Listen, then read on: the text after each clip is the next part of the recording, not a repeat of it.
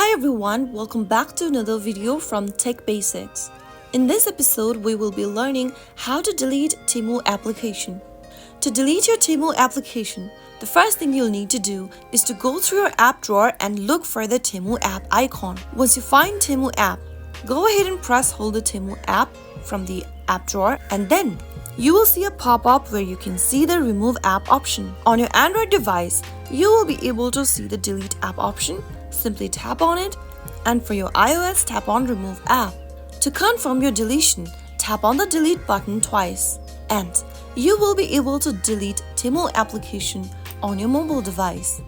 If you ever want to get Temu application back again on your device, you can simply go ahead and open up your App Store or your Play Store and search for Temu in the search bar. Tap the download button right next to Temu app, and that way you will be able to reinstall Temu application if you want, even after deleting it from your system.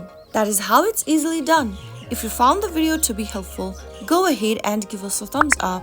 Don't forget to subscribe to our channel by hitting the subscribe button.